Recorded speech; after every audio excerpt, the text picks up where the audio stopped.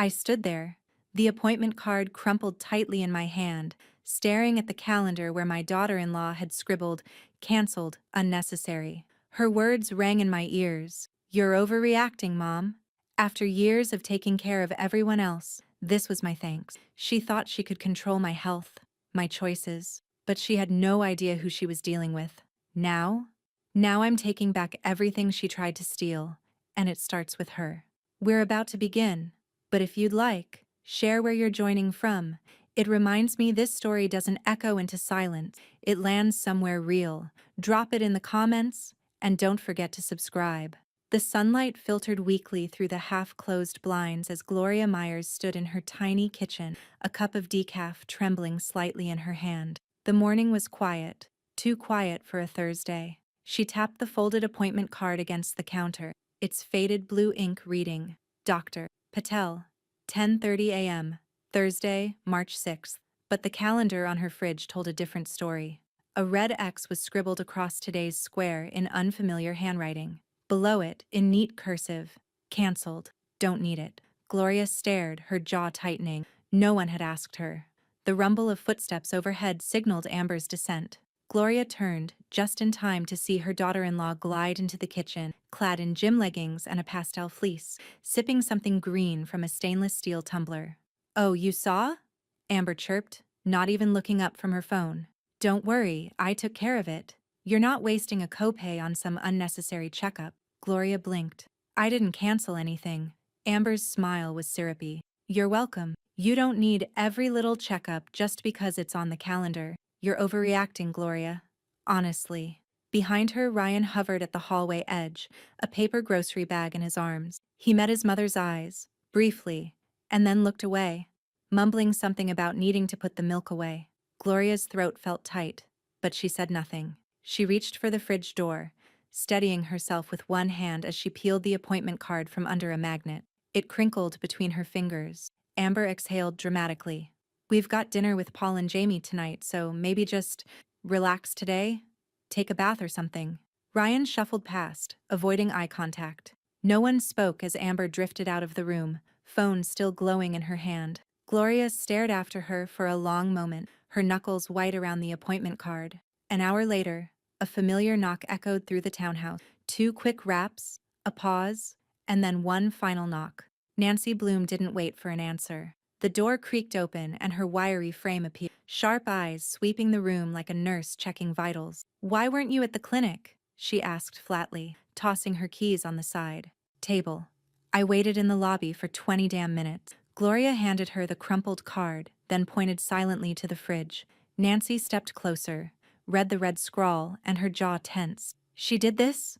Nancy hissed. "Amber?" Gloria gave the slightest nod. Nancy let out a bitter laugh and crossed her arms. "She's not your doctor. Hell, she's barely your daughter-in-law.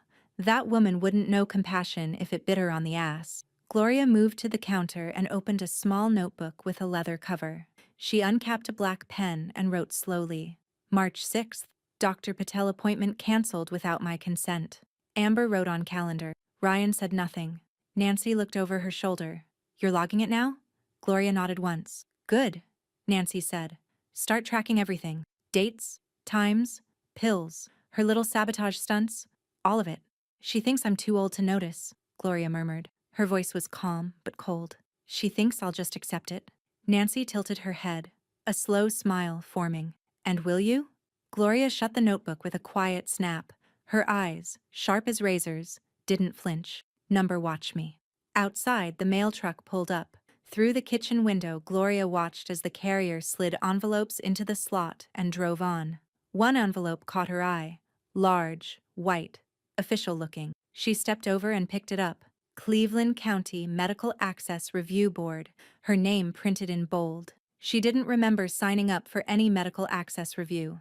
Gloria peeled the envelope open. Notification: patient access authorization modified by third party. Please verify changes. Her fingers tightened around the page. Amber had gone beyond canceling a single appointment. She was rewriting Gloria's healthcare access. Gloria looked up slowly, the air around her still and dense. "Game on," she whispered. The sky over Cleveland was dull and flat as a sheet of aluminum, the kind of morning that felt like it had no intention of improving. Nancy's rust-red Subaru grumbled down St. Clair Avenue, heater blowing lukewarm air that smelled faintly of old coffee. In the passenger seat, Gloria sat stiffly, her purse clutched in her lap like it might try to escape. Inside it, her leather notebook, her calendar, her blood glucose log, and a fresh copy of the letter from the Medical Access Review Board. Nancy didn't speak much during the drive, but her hand reached over once at a red light and gave Gloria's knee a single, firm pat. It wasn't pity, it was solidarity. The legal aid clinic sat wedged between a payday loan store and a shuttered laundromat, its windows plastered with sun-faded posters about tenant rights and disability claims. The waiting room was no frills. Vinyl chairs, scuffed linoleum, a sad ficus in the corner. But it felt more stable than Gloria had in weeks. A young receptionist with green hair took her name and gestured toward a hallway. "Mr. Cole will see you now. Third door on the left." Inside the office, a man sat behind a cluttered desk, tapping a pen against his chin. He was maybe late 30s, sharp haircut, suit just shy of expensive. The kind of person who looked like he didn't waste time on small talk. His nameplate read, Darius Cole, Esquire. He rose and shook Gloria's hand, firm, respectful, then nodded once to Nancy. "You're here about a medical interference issue?" he asked, flipping open a legal pad. "Start from the beginning. Take your time." Gloria didn't take her time. She spoke plainly, steadily, how the appointments had started disappearing, how the insurance letters came addressed to her, but written in words she hadn't spoken, how Amber smiled while she erased things Gloria didn't realize she'd lost until it was too late. Nancy added details, witness backup, the timing of that March 6th cancellation, and Amber's pattern of controlling behavior over the past year. Darius listened without interrupting, but his pen moved fast. "Do you have any record of what's been canceled?" he asked. Gloria reached into her purse and pulled out her calendar. A small wall version, folded neatly in half. She opened it slowly, each month marked with tidy handwriting, circled dates, and tiny red X's. "Every missed appointment," she said, sliding it toward him. "Every time something vanished." Darius examined it like it was a crime scene map. "Who else has access to your medical account?" "Amber does," Gloria said. "She set up the online portal on her phone. I don't even know the password." Darius leaned back. "Do you remember what the online portal's called?" "My chart," Gloria said. "Cleveland General uses it." "Perfect." He scribbled a note. "We'll subpoena access record, logins, IP addresses, cancellation." He paused. "I need pharmacy logs too. Can you get those?" Gloria nodded once. "I pick up from Fairview CVS. They'll have the refill history." Nancy, arms crossed, smirked. "She logs every pill she swallows." "Smart," Darius said. "What we're looking at isn't just a family spat.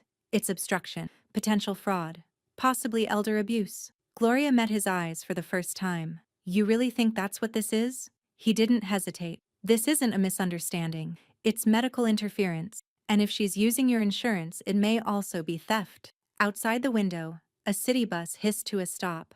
Rain had started falling in that annoying sideways slant that seeped under your coat collar. Darius pulled a form from his drawer, slid it across the desk. "Sign here. Retains me as your attorney for medical rights protection." Gloria picked up the pen. Her hand didn't shake this time. As she signed, Darius added, "Keep logging everything, and under no circumstance should you confront her about this. Silence is your leverage right now." Nancy gave a low, wicked laugh. "That'll kill Amber. More than a fight would." Just as Gloria handed back the signed form, Darius's phone buzzed. He glanced down, frowned, then turned the screen toward them. A new notification. "RX refill for Myers. Gloria picked up at 4:12 p.m. today." Gloria's breath caught. "I didn't go to the pharmacy today," she said. Darius's voice dropped to a razor's edge. "Then someone else just did. Using your name." He looked up slowly. "Let's find out who." The clink of a spoon against ceramic was the only sound in the kitchen. Amber sat at the breakfast bar, perfectly made up at 8:15 a.m., swirling yogurt in a glass ramekin like it was a gourmet ritual. Gloria moved behind her, silent as a shadow, pulling her morning meds from the cupboard. Amber didn't look up. "You know, I refilled those for you yesterday." Gloria didn't answer. She just opened the bottle of metformin and carefully counted out 2 pills into her palm. Amber sighed, louder than necessary. You could at least say thank you. If I didn't stay on top of your schedule, you'd forget half this stuff. Still no reply. Gloria placed the pills beside her cereal bowl and reached for her notebook. She clicked her pen and wrote, March 7th. Amber stated she refilled medication without request. Suggested I'd forget on my own. Noted. Amber turned in her stool, face expectant. Gloria closed the notebook, eyes never rising from the page. The silence stretched. Amber gave a hollow laugh. You're seriously keeping score now? Gloria looked at her, not with anger, but with something colder. Restraint, precision. She tucked the notebook under her arm and walked out. That afternoon, Gloria sat in Nancy's living room, a quilt draped over her legs and a file box on the coffee table between them. Sunlight filtered through lace curtains, warming the space, but the mood was surgical. Okay, Nancy said, snapping open a small lockbox, 12 compartments, one for every day, plus 2 extras for as-needed stuff. This one's mine from the hospital days. Still works. Gloria examined it. Metal hinges, a numerical dial on the side, nothing cheap. Nancy handed her a sheet of stickers and a fine-tip Sharpie. Label each dose, date, time. This thing doesn't open without the combo.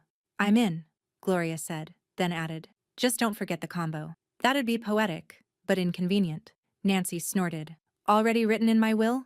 Together they sorted the pills, metformin, low-dose aspirin, lisinopril, counting, logging, labeling. Gloria's fingers moved with an almost clinical calm.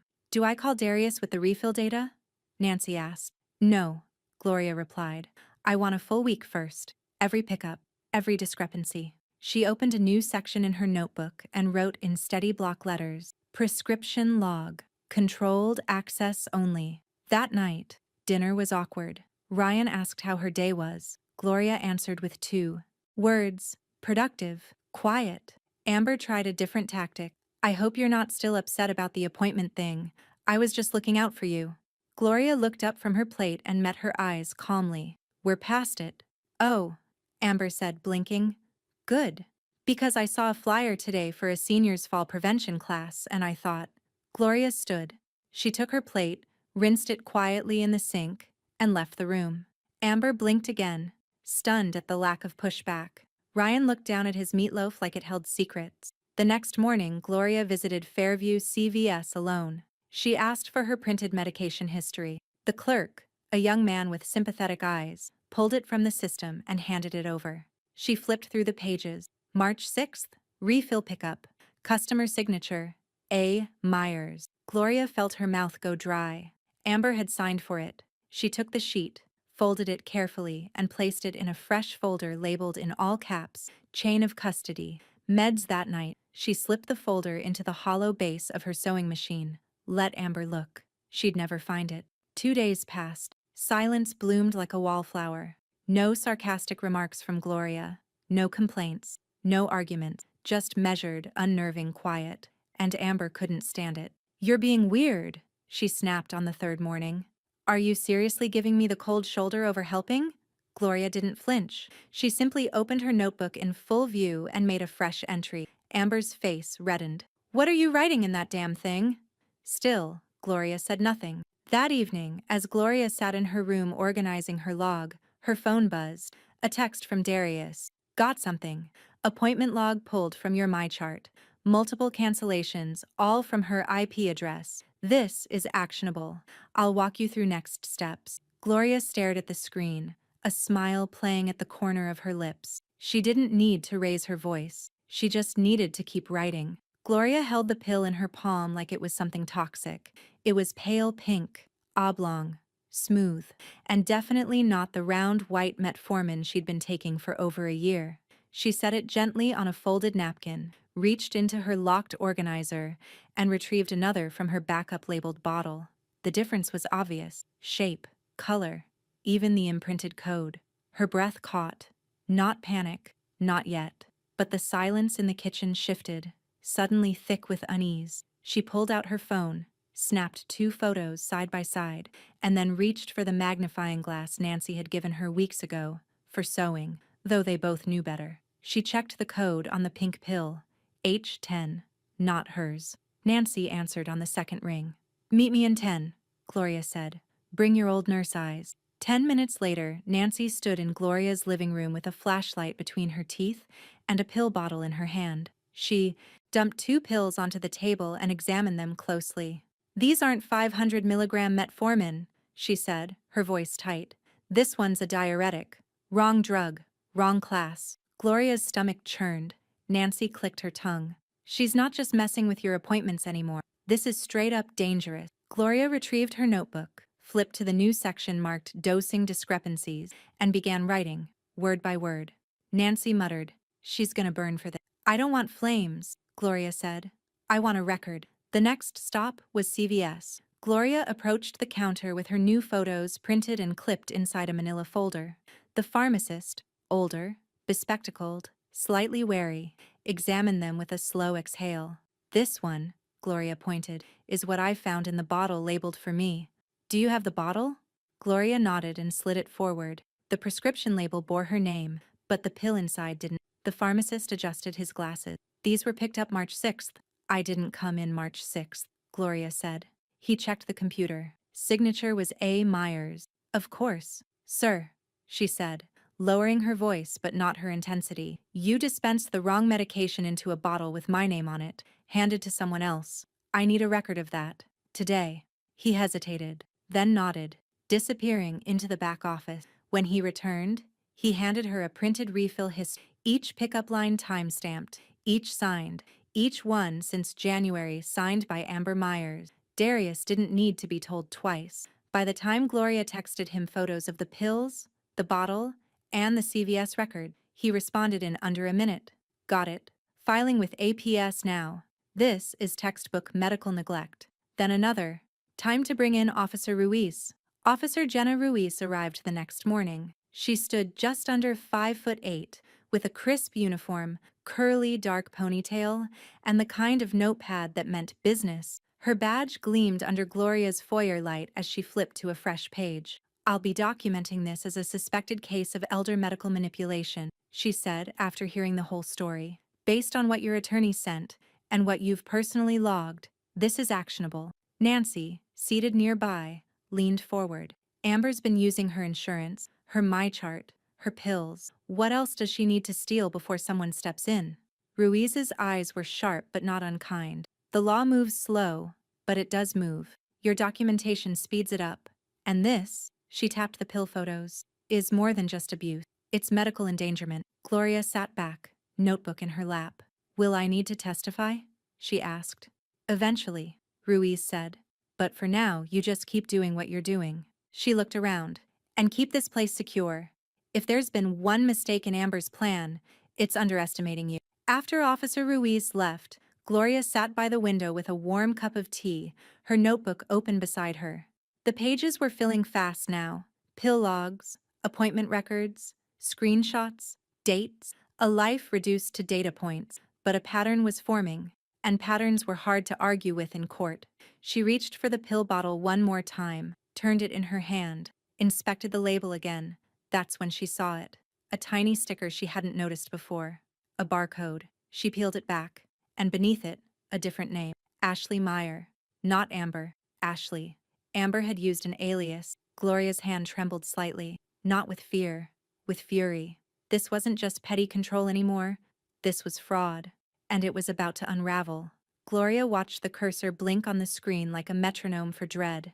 Darius's laptop sat open on his desk at the legal aid clinic, flanked by 2 thick manila folders and a ceramic mug that read, "Trust no one without a subpoena." Nancy sat beside her, arms crossed, eyes scanning every movement like a hawk. Darius tapped a few keys. Okay, we got the MyChart metadata this morning. Official subpoena response. He turned the screen toward Gloria. You ready? She nodded. No hesitation. Darius clicked. A spreadsheet opened. Rows and rows of logins, cancellations, and IP addresses. Each record listed with time, location, and the device ID that accessed it. Darius scrolled slowly. Your account was accessed 32 times in the last 6 months. Gloria furrowed her brow. I've only been on it twice. Maybe 3. Darius didn't respond. He highlighted the device name column. The majority read, iPhone 13 Pro, amyers82@gmail.com. Nancy leaned in. Amber's email. Darius pointed. Same device used to cancel 6 appointments, including the one with Dr. Patel on March Kudas. He opened a second tab. The login location history. All logins traced to the Myers household IP, he said, then turned to Gloria. Not a single login came from your address when you were staying at your sister's in December, yet 4 appointments were canceled during that exact window. Gloria's hand tightened on the notebook in her lap. She was making sure I missed them. Nancy's voice dropped, low and disgusted. That witch was editing your care plan like it was her damn Pinterest board. Gloria leaned forward. Can we use this? Oh, Darius said, almost smiling. We're not just using it, we're labeling it for what it is. Medical sabotage. He clicked again, printing copies. The hum of the machine sounded more like the drum roll before a verdict. They waited for Ryan at Nancy's place. Neutral ground. Gloria didn't want him in her home. Not now. Not when his silence was so loud. He showed up late, palms stuffed in his jacket, eyes darting from Gloria to Nancy like he already knew he was cornered. What's this about? He asked, trying to sound casual. Darius didn't look up from his folder. Amber's interference in your mother's medical care. Ryan blinked. She was just helping. Helping? Darius said sharply. You mean logging into her MyChart and canceling her appointments? Refilling the wrong medications under someone else's name? Using an alias, Ashley Meyer, to pick up prescriptions that were tampered with? Ryan paled. Wait, what? Nancy stepped in, voice like steel. You live with her, Ryan.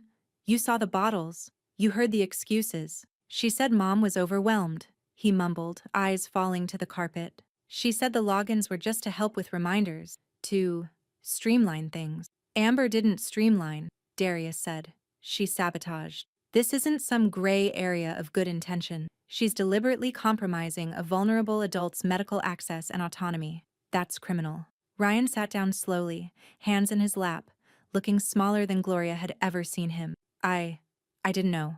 Gloria stared at her son, not with rage, not with pity, just with clarity. You didn't ask, she said quietly. Later that afternoon, at the courthouse annex, Gloria sat across from a notary public with her documents spread neatly across the table. Nancy sat beside her, posture firm, like she belonged in a courtroom. I'll witness, Nancy said as the clerk pulled out the stamp. Every line of it. The statement was 4 pages long, typed by Darius and double-checked for precision. Gloria reviewed it word by word. Every canceled appointment, every pharmacy discrepancy, every instance of Amber speaking for her, logging in as her, stealing her voice. She signed. The notary stamped, the seal pressed hard enough to ripple the paper. As Gloria handed the statement back to Darius, she caught her reflection in the glass of the annex window. She looked older than she remembered, but sharper too, focused, unshakable. Nancy placed a hand on her shoulder. Your story's no longer just a record, she said. It's evidence. That evening, Darius called. Officer Ruiz just escalated the case. Elder Abuse Unit is opening a full review. Gloria closed her eyes for a moment, just a beat, then opened them. What happens next? Darius's voice was low, steady. Next, we hit her where she thinks she's safe.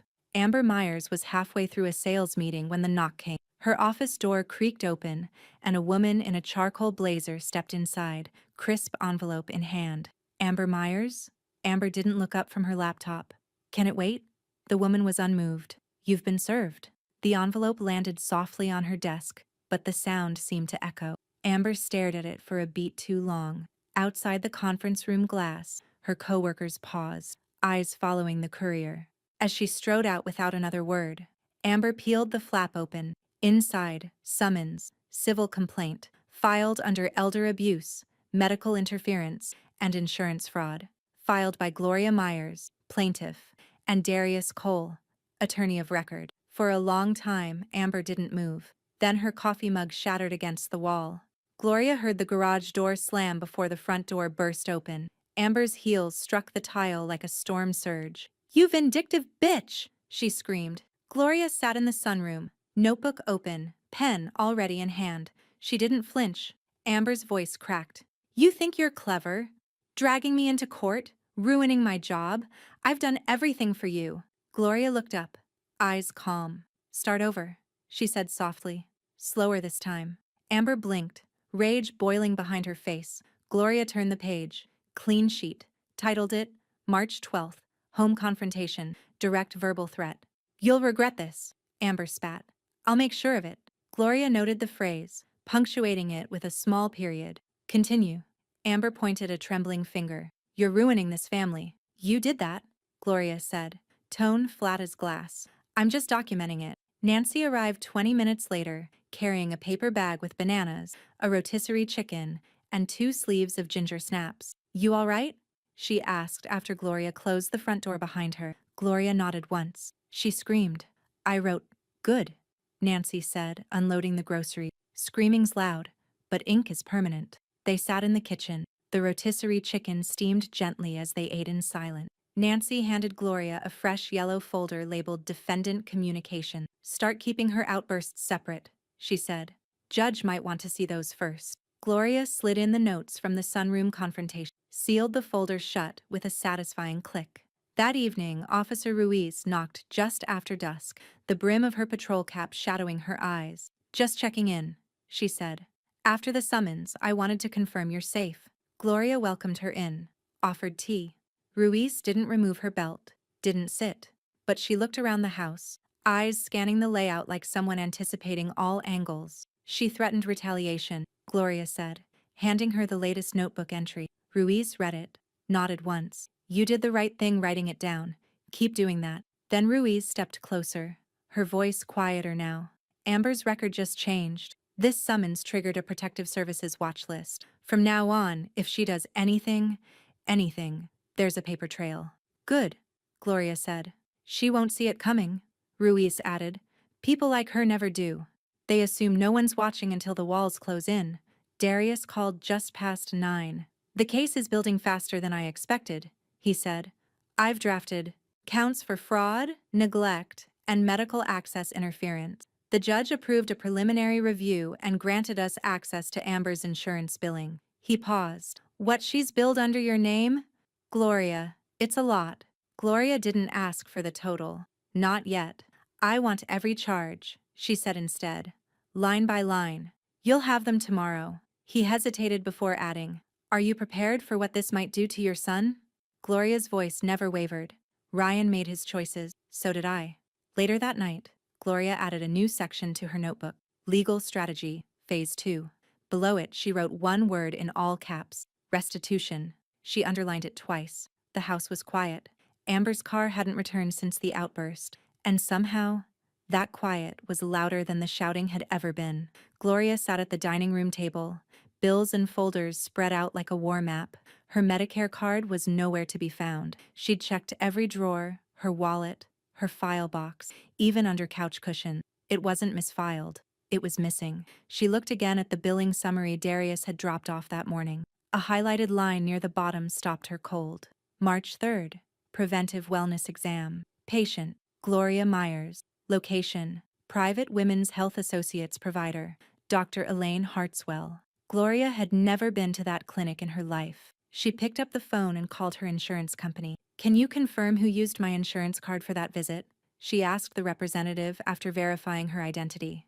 A click, then a pause. Yes, Mrs. Myers. The signature on file matches the one we've received for your previous authorization. That can't be, Gloria said calmly. I haven't signed anything in person since my last diabetes panel in January. The rep hesitated. The check-in form was signed by an A. Myers. ID was scanned on site. Gloria's pulse kicked up. Do you have the scan? Yes, ma'am. I want a copy emailed to me immediately. She hung up. Her inbox dinged less than 3 minutes later. She opened the attachment. There it was, her Medicare card. And in the top right corner of the scanned intake form, a neat, rushed signature. Amber L. Myers. Gloria reached for her notebook, flipped to the next clean page and wrote, March 13th. Confirmed use of stolen Medicare card for non-authorized services. Amber impersonated me for personal medical care. At the bottom, in bold, fraud. Documented. Darius picked up on the first ring. She used your insurance for her own exam? He repeated, incredulous. That's federal. Gloria didn't respond right away. She was already filing the paperwork into a red folder labeled IDMISUSE, Activeinvestigation. I'm filing a formal insurance fraud claim today, he said. This changes the scope of the case entirely. And if she's done it once? Gloria asked. Darius exhaled sharply. Then I'll find the rest, and I'll bury her with it. Officer Ruiz arrived just after lunch, notepad in hand, uniform crisp as ever. Gloria handed her the insurance document, the scan, and her own statement. Dated, signed, and notarized. Ruiz flipped through the pages slowly, saying nothing for a moment. This wasn't just about control, she said finally. It's theft. Full-blown. Calculated theft. Is this chargeable?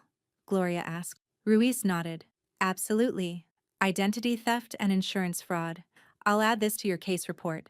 And I'll notify Adult Protective Services again, with priority status. Gloria handed her the red folder. It's already indexed, she said. Ruiz smiled faintly. You're more organized than half the precinct. As Ruiz left, Nancy appeared at the front door with a sack of oranges and a gleam in her eye. More paperwork? She asked, stepping inside. Gloria nodded. Amber used my card. Doctor visit. Different clinic. Nancy whistled low. Damn. She didn't just step in it, she rolled around. She signed my name. On federal insurance, Gloria said. Nancy set the oranges down and pulled out a chair. Every theft, she said, peeling one slowly, is just another nail in her coffin. They sat quietly for a moment, oranges and tea between them. Then Gloria said, almost to herself, she thinks the worst thing I've done is take her to court. Nancy smiled, sharp and knowing. She doesn't know what court really means yet. That night, Gloria sat in her room and opened a new file on her laptop titled Civil Damages, Potential Restitution Tracking. She began listing every fraudulent claim, every tampered prescription, every unauthorized login. Each one had a dollar value now. Each one had weight. The screenshots lit up Darius's phone like a bonfire. It started with one post, a smug selfie of Amber in her Audi, captioned, Taking care of the entitled elderly is exhausting. Maybe she needs a psych eval more than a doctor, free caretaker. Labor sao, cha, some people shouldn't live alone. But then came another, time-stamped just hours after Gloria had filed her identity theft report. If you're gonna sue your own daughter-in-law, make sure you're not demented first. Screenshot this for the court, sweetie. Darius didn't just screenshot. He printed, compiled, indexed. By the time he was done, he had 11 posts, each one more arrogant and venomous than the last, tagged publicly, not even hidden behind privacy settings. They weren't just offensive. They were evidence. Gloria sat beside him at the clinic conference room table, flipping through each page as if inspecting blood work. She posted this after you filed? She asked. Darius nodded grimly. She's taunting. But what she doesn't realize is that cruelty, when it's documented, is as damning as theft. Nancy, seated across from them, let out a low whistle. This isn't just arrogant, it's confession, with a filter and hashtags. Darius placed the packet into a folder labeled Exhibit D, Digital Harassment. I've submitted these to the judge this morning. The posts alone are enough to show malicious intent. And with everything else on file, he paused, looking up. She's going to lose a lot more than pride. The next day, Ryan showed up at Gloria's door. No Amber, just him, hunched inside his winter coat, eyes red like he hadn't slept.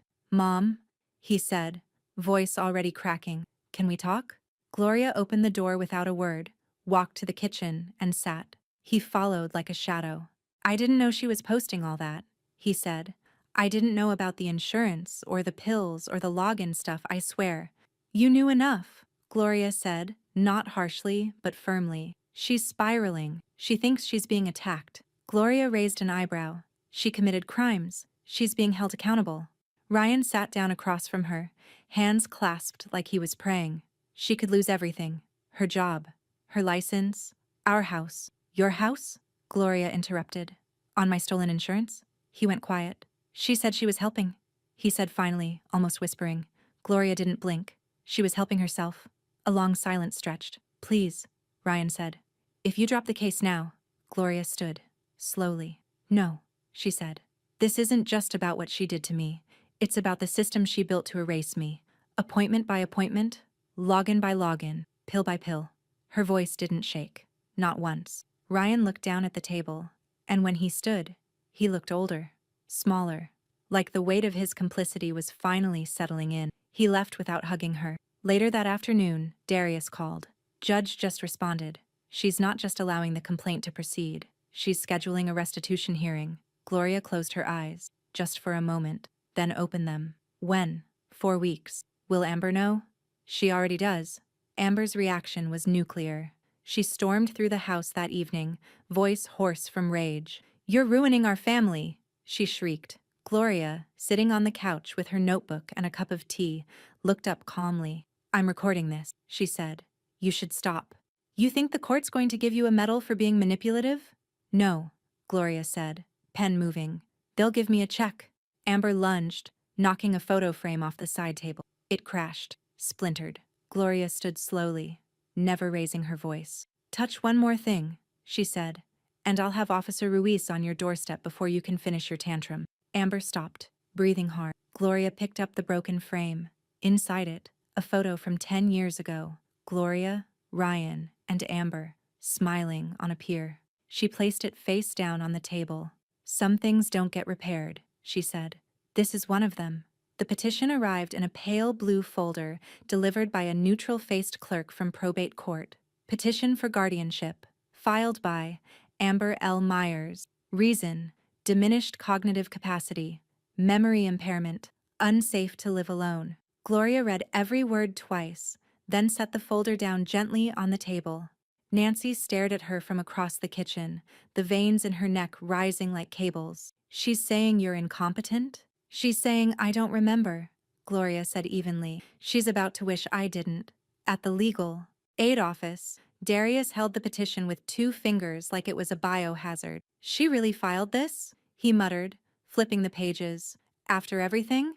After the digital records, the pill switch, the insurance theft?" "She's not protecting herself anymore," Gloria said. "She's panicking. She's trying to disqualify you as your own witness," Darius replied, eyes narrowing. "If the court questions your mental capacity, everything you've logged could be cast as unreliable." Nancy leaned forward. "So what's the move?" Darius didn't blink. "We request a full psychological evaluation. Today." 2 days later, Gloria sat in a bright, sterile office with a padded chair, a potted ficus, and a Harvard degree on the wall. Dr. Helen Tran was polite, efficient, and absolutely no nonsense. For 90 minutes, Gloria answered questions about dates, names, medication schedules, family history. She navigated memory tasks, problem-solving games, even spatial awareness tests. At one point, Dr. Tran slid over a sheet of paper. "Can you draw the face of a clock, showing the time as 2:45? Gloria sketched it with steady hands, labeled the numbers precisely, then added a caption underneath. "Unlike Amber, I'm always on time." Dr. Tran looked up, hiding a smirk behind her clipboard. The report arrived 2 days later, embossed, notarized, and damning. Subject demonstrates strong executive function, high short and long-term recall, and above-average emotional regulation. No signs of cognitive decline. Recommendation: patient is fully competent to manage her own care and financial decisions. Additional note: record keeping and self-advocacy are exceptional. Darius nearly threw his pen across the room in triumph. That's the legal equivalent of getting a 1600 on the SAT. Gloria just opened her notebook and wrote a single line. March 19th. Declared competent. Petition anticipated. Petition defeated. Court was packed. Amber wore a charcoal blazer and forced concern, her hair styled just enough to scream, put together professional. Ryan sat stiffly behind her, looking like he wanted to disappear. Gloria walked in with Nancy on one side and Darius on the other. She didn't wear anything flashy, just a simple navy sweater, black slacks, her wedding band, and a gold watch that hadn't ticked in 5 years but still made her feel sharp. Judge Simmons, a woman with a steel bun and a sharper gaze, reviewed the guardianship file for less than 5 minutes before asking the question everyone expected. "On what grounds do you claim Mrs. Myers is incompetent?" Amber stood. "She forgets appointments. She confuses instructions. She's been erratic, vindictive. She's obsessed with—" The judge held up a hand. "Do you have medical documentation to support that claim?" Amber's mouth opened, closed. "Not yet, but I—" And are you aware that a certified evaluation was completed by Dr. Helen Tran just 48 hours ago? Amber blinked. What? The judge lifted the report. She passed with flying colors, and I quote, exceptional record keeping. Do you want to submit your Instagram posts for the court's consideration instead? A ripple of chuckles spread through the gallery. Amber flushed red. I was just concerned. No, Mrs. Myers, the judge cut in. You were attempting to discredit a woman whose only crime appears to be refusing to be erased. She stamped the petition and pushed it aside. Denied. Permanently. After court, Ryan approached Gloria in the hallway, his voice low. I didn't know she filed that. Gloria didn't even look at him. You didn't know, she repeated. You never know. Then she walked away. The email came at 6:42 a.m. Subject: Formal investigative review initiated from Office of the District Attorney, Cuyahoga County, to Darius Cole, Eskerner. Gloria read it twice on her phone before even getting out of bed. At the bottom was one line in bold. Assigned investigator, ADA Susan Rell. Initial review date, March 28. She set the phone down and exhaled. The state was finally in it now. By mid-morning, Officer Ruiz stood in Gloria's living room again, but this time in plain clothes, a thick manila envelope under one arm and a compact recorder in the other. I've filed my full report, she said. Medical interference, prescription fraud, identity theft, and now attempted manipulation of legal status. She slid a copy of the report onto Gloria's kitchen table. I also included her social media posts and the threatening notes. I left nothing out. Gloria leafed through the pages, eyes sharp, steady. Does she know? Ruiz gave a small nod. She will. DA's office is interviewing you next week. It's real now. Nancy, standing near the fridge with her arms crossed, let out a low whistle. She'll need more than a lawyer. She'll need a damn flotation device. Later that day, Darius arrived with new paperwork and his usual legal fire. We're expanding the complaint, he said, opening his laptop. We're adding a formal count for emotional distress and sustained psychological damage. There's precedent. Gloria raised an eyebrow. Based on what? He pulled up the images of the shredded appointment card, the threatening letter, the slashed Medicare copy, and the guardianship stunt. Gloria, he said quietly, most people break under half this. You logged it. You endured it. That suffering has value in court. And frankly, if we don't attach damages, it lets her cruelty off easy. She didn't blink. Do it. Nancy gave a short nod of approval. This isn't revenge, she said. This is truth with teeth. 3 days later, Ryan returned to Gloria's house. No Amber, no coat, no script. He looked tired. I want to cooperate, he said quietly. Gloria didn't invite him in. She stood in the doorway. What changed? She asked. I went through our home office, he said. Amber handled everything. Every login, every bill, every refill. I never questioned it. He pulled a small flash drive from his pocket. This has the bank statements, the emails, her MyChart logins, everything. If it helps. Gloria reached for it, then paused. Did you know about the guardianship filing? Ryan looked at the ground. Not until after. Gloria took the drive, wordless, then closed the door. She locked it behind her. By the following Monday, Darius was in front of Judge Simmons again, petitioning to freeze Amber's access to all of Gloria's records and digital accounts. She's already impersonated the plaintiff, falsified logins, altered medical scheduling, and used stolen insurance credentials, Darius said, voice calm but cold. We believe continued access presents a risk to both the plaintiff's safety and the integrity of ongoing legal proceedings. Amber, seated at the defense table with a new attorney, older, overworked, already tired of her, looked like she'd aged 10 years since her smug courtroom debut. The judge didn't hesitate. Motion granted. All access frozen immediately. Any attempt to circumvent this freeze will be treated as contempt. Amber's jaw clenched, but she said nothing. Gloria didn't even look at her. Outside the courthouse, as the wind kicked up from the lake, Nancy tugged her scarf tighter. She's cornered, she said, and when people like her feel trapped, they only get nastier. Gloria tucked the court order into her folder, zippered it shut. She can get nasty, she said, but now she can't get in. The HR email was short, cold, clinical. Subject: employment termination, immediate action required. Amber Myers, due to pending legal matters related to alleged insurance fraud and medical identity theft, your access has been revoked and your employment suspended pending full investigation. It hit her inbox at 9:07 a.m. By 10 a.m., her badge didn't scan. A coworker posted a photo of the empty desk to the office group chat with a single caption, "Gone girl." Across town, Ryan sat in a boardroom filled with silence. His supervisor, a thin man in a slate gray suit, set down a printed version of Amber's subpoena, stapled to a spreadsheet of insurance charges flagged under Gloria's name. "You're listed as the household secondary contact on all these," he said flatly. "You approved them." "I didn't know," Ryan said, trying to swallow the crack in his voice. "She handled it all. I didn't touch a thing." "But you benefited," the man replied. "And you never questioned the billing?" Ryan said nothing. "I'm not firing you," his supervisor added. "But you've been moved off client accounts indefinitely. HR will advise next steps." Ryan left with a box of files and the feeling that no one met his eyes on the way out. Gloria, meanwhile, sat in Darius's office reviewing the motion for full restitution.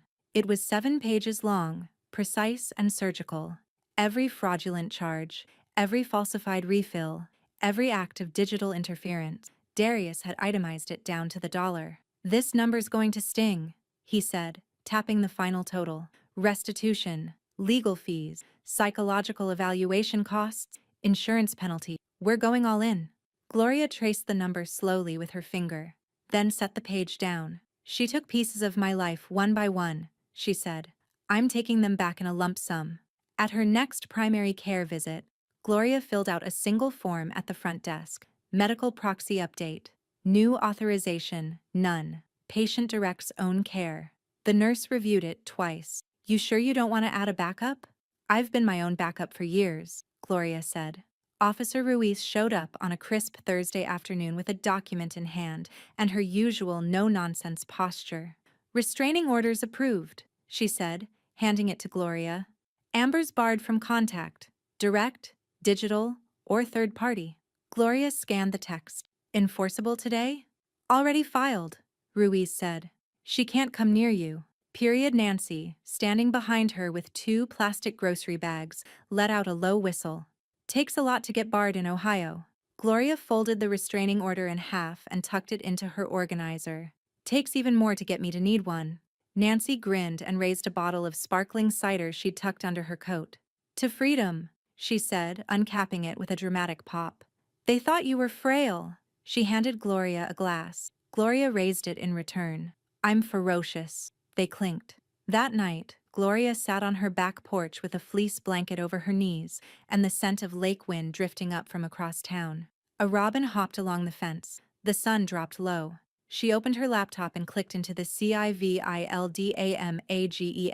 POTENTIALRESTITUTIONTRACKING file. The spreadsheet was nearly full now. Dates, charges, case numbers, resolution status. Amber's name appeared in 31 of the 34 lines. Soon, a check would arrive. But this was never about money. This was about reclamation. Gloria saved the file and closed the lid.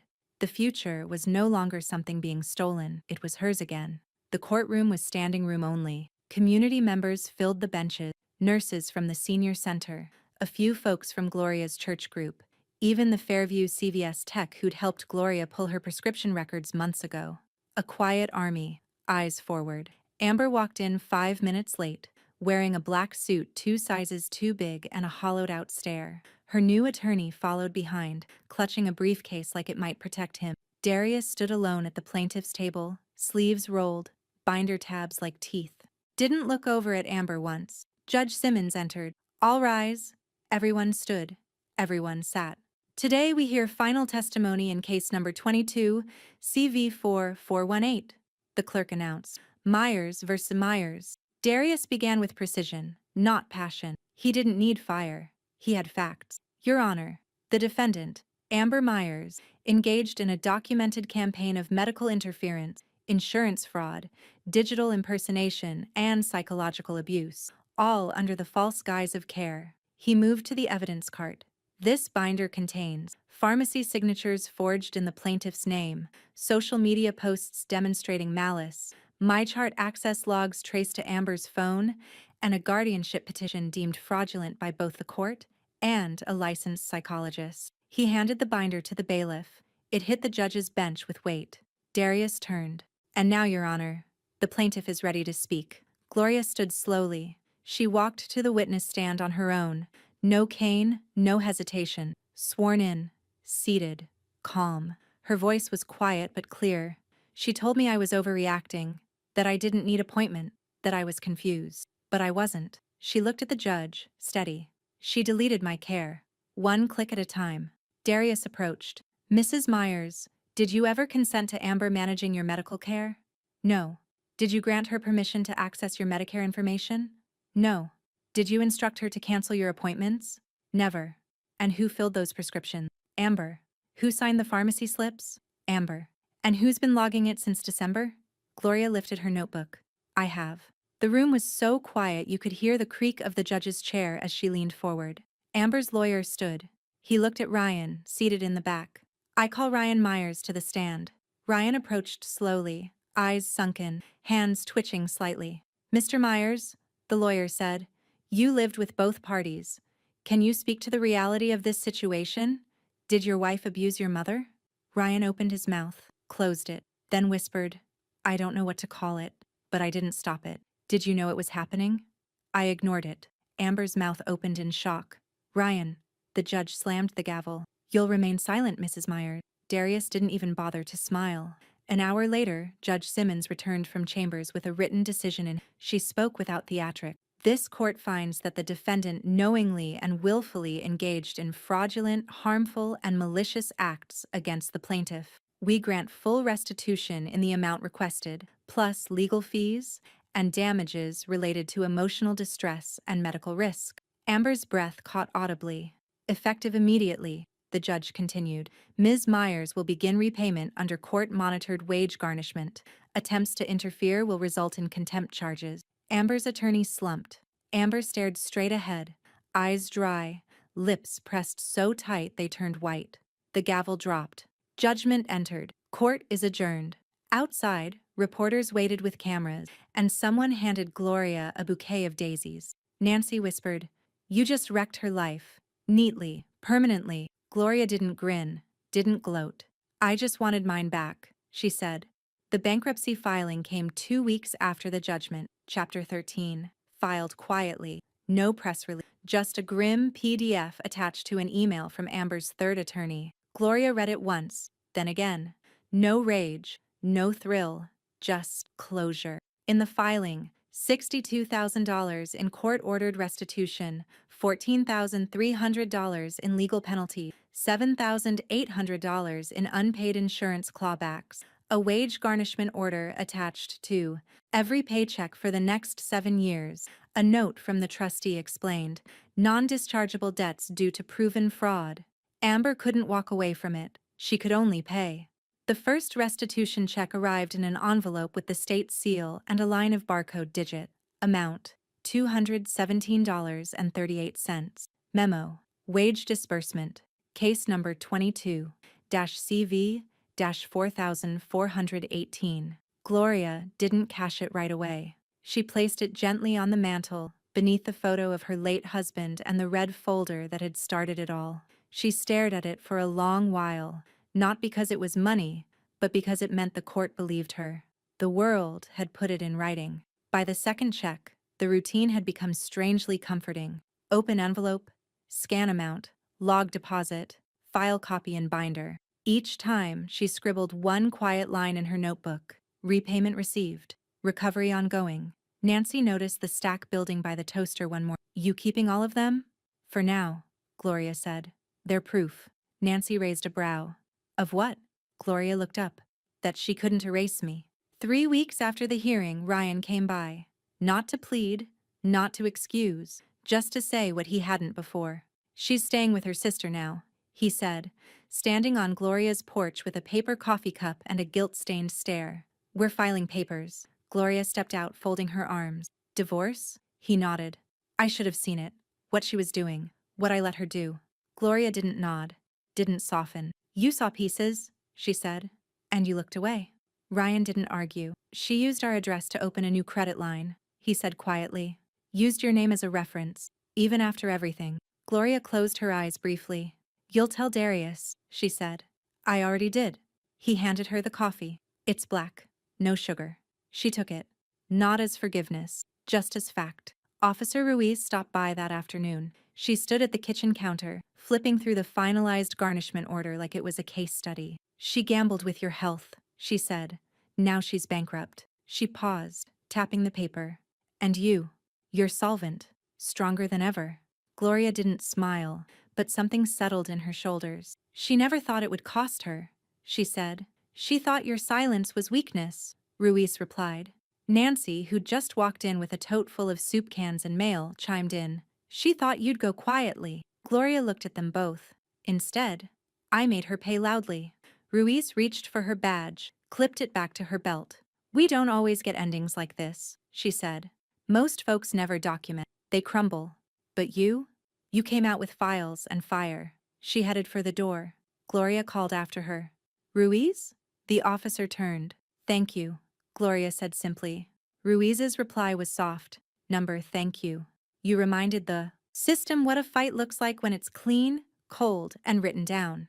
Later, as evening settled in, Nancy sat on the porch swing beside Gloria, 2 mugs of mint tea steaming between them. "You know," Nancy said, stretching her legs, "you're sharper than any scalpel I ever used in the OR." Gloria chuckled. "I'm just accurate." "No," Nancy said. "You're surgical."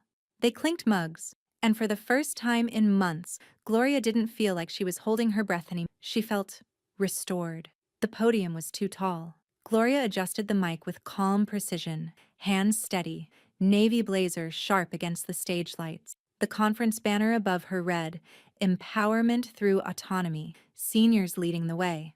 Below it, rows of chairs filled with advocates, caregivers, lawyers, and older adults who looked exactly like her, only quieter. Still watching, she cleared her throat. "My name is Gloria Myers. I'm 74 years old, and this year I sued my daughter-in-law for medical fraud." Not a murmur, not a cough, just rapt attention. Gloria didn't pace or posture. She didn't gesture wildly. She simply told the story. Measured, factual, precise. The fake logins, the canceled appointments, the pills switched, the guardianship petition.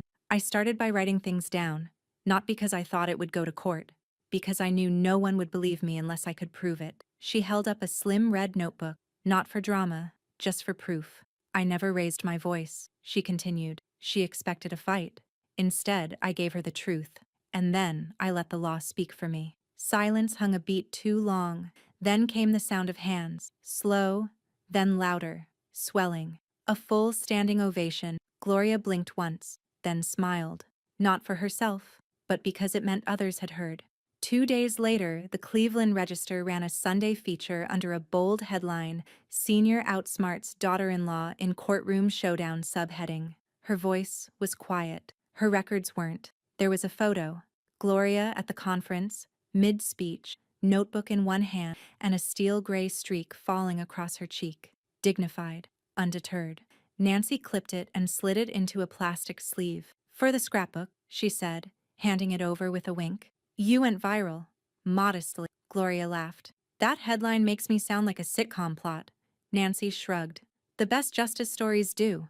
The following week, Darius called. "You might want to sit down," he said. Gloria rolled her eyes and sat anyway. "You've been nominated for the Ohio Elder Justice Trailblazer Award." She stared at the phone. "That's a mouthful." "It's real," he said. "You'll be honored at the state conference in June. You're being recognized as a community advocate." Gloria sipped her tea.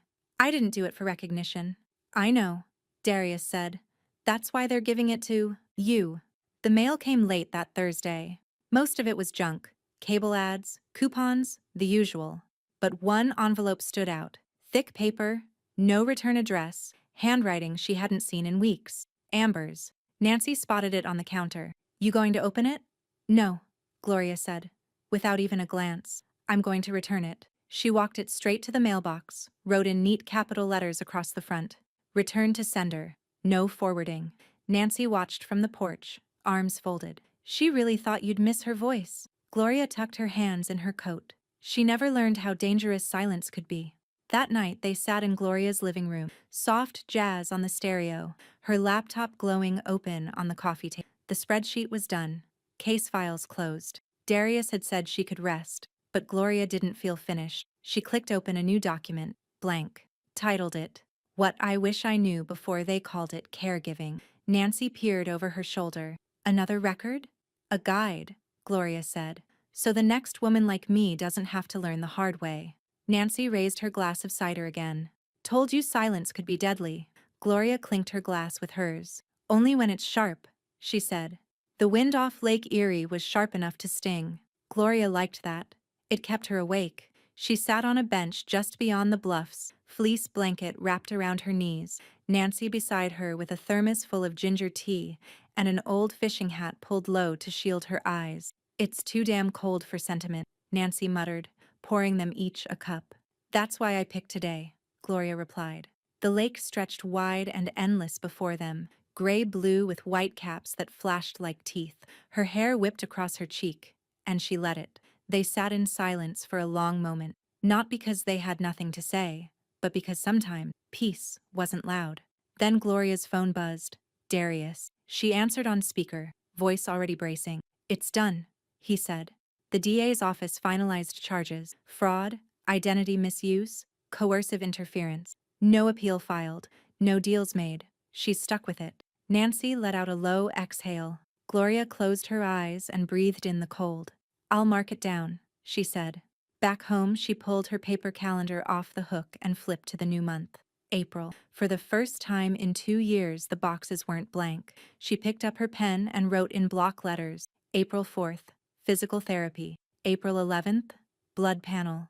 April 18th, eye exam. April 25th, lunch with Nancy appointments. Real ones. Heron, no cancellation, no aliases, no interference. Just her, managing her own care again. She circled each date, twice. That afternoon, she walked into Shoreline Credit Union and opened a new account.